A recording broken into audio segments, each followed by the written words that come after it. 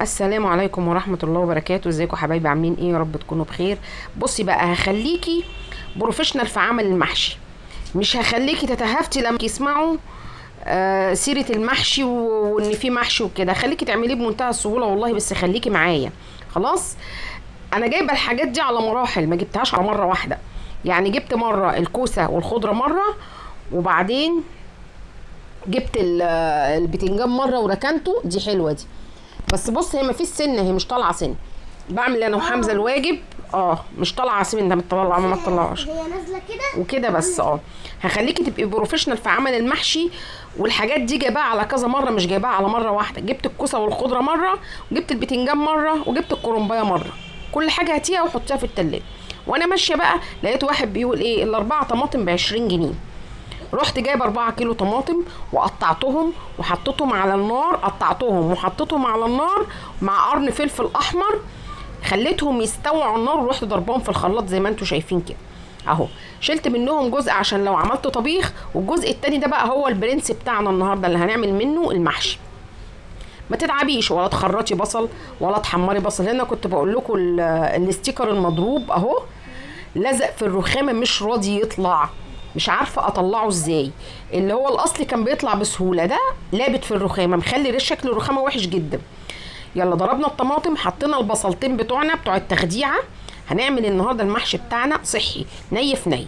صحي ني في ني مع شويه زيت. مش هنحمر بقى. عشان ايه؟ عشان حرقان الصدر. جبنا الحله بتاعتنا القمر الالومنيوم. وانا كنت هنا بسلق بيض عشان الفطار. انا عايزاكي بعد ما العيال يمشوا ما تناميش. عايزاكي الساعة 10 تتك 10 بالظبط تخشي تنامي عشان المناعة. عايزاكي تهتمي بنفسك. لو جوزك بيجي متأخر، نامي لحد ما هو يجي واصحي يعملوا له طلباته واكله، وبعدين ارجعي نامي تاني. النوم من الساعة 10 يا جماعة، وبالنسبة للستات بيقوي المناعة. قفلي دنيتك، ما تناميش من اول ما عيالك ينزلوا المدرسه. لو حبيتي تنامي، نامي على العصريه حبه، نص ساعه ساعه كده. لكن يا جماعه عايزاكم تبتدوا تناموا من الساعه 10. اسالوني انا، عشان انا المناعه اتضربت عندي والدكاتره قالوا لي كده. من الساعه 10 سيبي كل اللي في ايديكي وتوكلي على الله، نامي ظبطي حياتك. بس اهم حاجه تنامي من الساعه 10 ل 11 حتى على الاقل بالليل. هنا حطينا الطماطم المتسبكه، كان عندي كيس تخديعه حطيته برضو.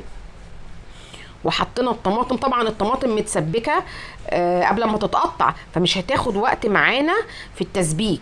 خلاص، اهم حاجه ما تحطيش عليها ميه كتير عشان ما تفضلش على النار فتره طويله. خلاص، يعني احنا خلاص ضربناها في الخلاط زي ما انتم شايفين. يلا بقى، نزلنا بمرقتين مكعبين فاين فود. خلاص. بيبقى فيها كل التوابل بقى اللي انت محتاجاها.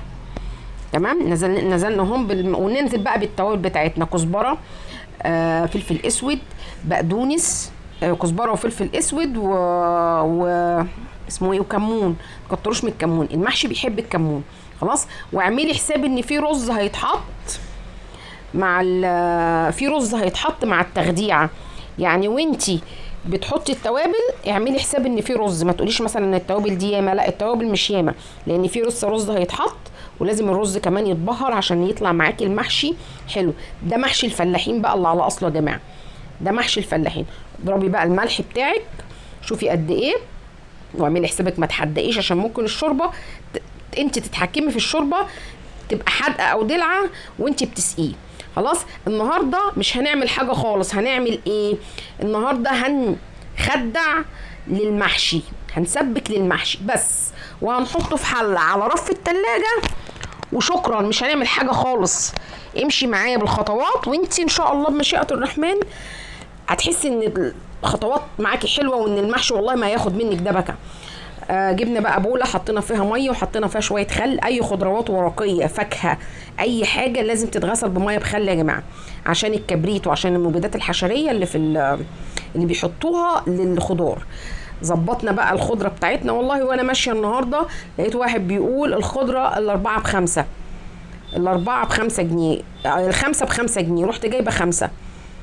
المحشي بيحب الكزبره اكتر، يعني هاتي 2 كزبره، واحده بقدونس وواحده شبت. خلاص. جبتهم وادي بننضفهم اهو، نحطهم بقى في الميه بخل. اوعوا تنسي الميه بخل، الميه بخل للخضروات الورقيه عشان لو في ديدان ولا حاجه فيها تموتها، ممكن انت ما تبقيش شايفاها. خلاص. هنخدع النهارده وهنحط الرز بتاعنا بالتخديعه بكل حاجه بالتسبيكه على رف التلاجة. مش هتعملي حاجه وانت بتذاكري للولاد. هاتي الكوسه وهاتي البتنجان قوريهم وانت بتذاكري للولاد. عايزاها النهارده بكره، اهم حاجه انك عملتي التخديع. طب ايه يا مدام ايمان التخديع مش هتحمض على رف التلاجة؟ لا، هوريكي طريقه للتخديعه تخليها ما فيهاش ولا نقطه ميه، يبقى الرزايه ناشفه حشفه كده معاكي. لو خليتيها اسبوع على رف التلاجة ما تحمضش. خليكي معايا لاخر الفيديو وما تنسيش اللايك والشير علشان توصلي لاصحابك كل خطوات عملان المحشي. محشي في المدارس يا مدام ايمان، محشي في المدارس، وما تحرميش عيالك من حاجه ولا تحرمي محشي نفسك من حاجه. خلاص. دي الحله اهي بتتسبك على النار. نشوف التسبيكه اهي. طبعا هنقلل منها لان هي ياما. هنشيل منها قبل ما تحطي الرز، تشيلي منها وانت بنظرك كده، بنظرك شوفي الرز قد ايه معاكي واعملي على قده التخديع. خلاص. حسيت ان هي عايزه حبه زيت شويه لان هي مش تحسوا ان هي مش بتبقبق. لما تسمعي صوت البقبقه كده تعرفي ان معاكي التخديعه تمام والزيت تمام ومظبوط ومية مية. خلاص. انزلي بقى 1.5 كيلو رز مغسول ومش منقوع. مش منقوع. اوعي تنقعي، اوعي تنقعي رز المحشي لان ممكن يعجن منك وتبقي بتاكلي بلوزه. رز المحشي ما بيتنقعش. اغسليه وصفيه. تمام. وايه وخلي بالك عملتي انا عن نفسي بعمل كميه كبيره وبركنها على رف التلاجة. وانا رايحه المدرسه لقيت واحد واقف بكرنب، جيبي كرنبايه. وانا ماشيه جبت كيلو بتنجان، عملت غدوه. ما انا عندي التخديعه بقى على رف البوتاجاز على رف التلاجة. خلاص. هتوفر معاكي وقت ومجهود. بصي والله هتدعي لي على اللي انا بعمله معاكم ده يا جماعه. هو ده مش محتوى الطبخ، بس في ناس بتسالني نعمل ايه حاجات تخلينا ما نعملش دبكه. والله المحشي ما بيعمل دبكه صدقوني لو اتبعتوا التعليمات اللي انا بقول لكم عليها. اهو سبكنا. بصي بقى، شوحي الرز في السمنه في التخديعه، شوحيه. افضلي قلبي فيه لحد اما تحسي ان الرز ما فيهوش ولا نقطه ميه. بصي تحسي ان الرز ملبد معاكي، ملبد يعني ماسك في نفسه كده. كده انت بتشوحي، بتنزلي كل السوائل، بتخليها تختفي. حسيت ان البهارات شويه، زودت بهارات تاني لان انا قلت لكم اعملوا حساب كميه الرز مع التخديعه. خلاص بقى. انا دقت التخديعه، حسيت ان هي محتاجه شويه توابل. شوحي بقى. بصي شوحي الرز بقى، ما تخليليش ولا نقطه ميه في الرز. ما تخليليش ولا نقطه ميه. احنا عملنا ني في ني، احنا ما سبكناش، عملنا ني في ني، ما حمرناش البصله، عملناه ني في ني. اهو شوحي بقى كده. ورينا حبيبي. الله تسلم ايدك جميله. دي تري شجره، تري شجره.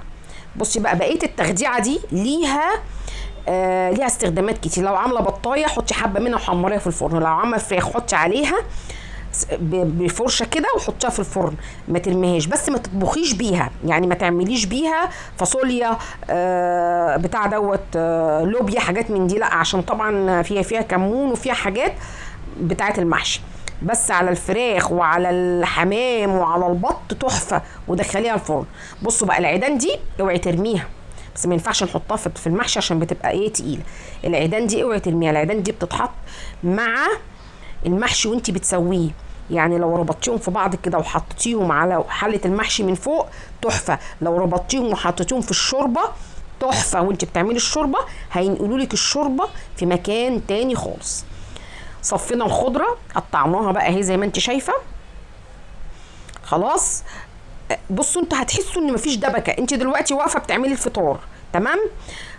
بتجهزي فطارك، جهزي اللي انا بقول لك عليه ده وسيبيه اركنيه على رف التلاجة. واعملي بقى النهارده اي حاجه، اعملي بقى رز واعملي كبده، اعملي حاجه خفيفه بحيث ان انت هتعملي بكره محشي دسم. بكره هتعملي اكل دسم، يبقى النهارده تعملي اكل خفيف. لو عندك بواقي رز، انا اليوم ده شوحت حبه كبد وقوانص وكان عندي رز والله على رف التلاجة، عملت شويه سلطه وقضينا الغدوه. ليه؟ لان انا عارفه ان بكره عندنا محشي يا جماعه، محشي وفراخ او محشي ولحمه او محشي واي حاجه، فابتدي ايه قبلها يعني ايه نجوع شويه عشان نشتاق لاكله حلوه زي دي. دلوقتي احنا في الشتاء طبعا والشتاء داخل علينا. انا ما بعملش كرنب في الصيف، ما بعملش محشي في الصيف خالص، ولا بتنجان ولا كوسه ولا اي محاشي في الصيف. ليه؟ لان المعده ما بتبقاش مستحمله، والمحشي بيحب يتاكل سخن. بصوا بقى، قورت الكوسه بطريقه جميله، قورت الكرنبايه بطريقه جميله. كل ما الكرنبايه كانت مهويه معاكي يعني تحسي ان هي بتطبل، هي دي الكرنبايه دي. عملنا بها سلطه بالمناسبه، القلب ده عملت بيه سلطه في الغدا، عملت كبده ورز ورحت عامله قلب الكرنبايه سلطه. الكرنبايه لما تحس ان هي مش ببسبوس من تحت كده، دي بتبقى مزرعه، وما تجيبيهاش مدفوسه، هاتيها مهويه مطبله زي ما انتوا شايفيني كده. دخلت ايدي جوه اول ما شلت القلب. دي الكرنبايه الحلوه معاكي، الخفيفه مش التقيله، عشان تتعلمي تشتري الكرنب ازاي.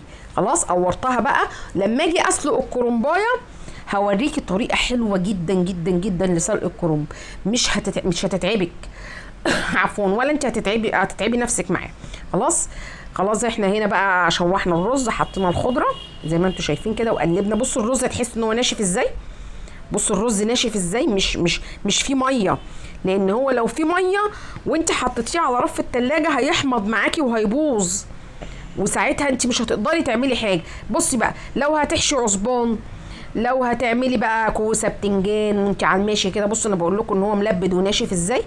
خلاص بالحله الالمونيا كده على في التلاجة، او لو عندك حاجه ستانلس حطيها فيها عشان الالمونيا ما تتفاعلش مع الصلصه. انا عن نفسي عندي قوالب ستانلس كده. واشوفكم بقى بعد ايه واحنا بنسلق الكرنب.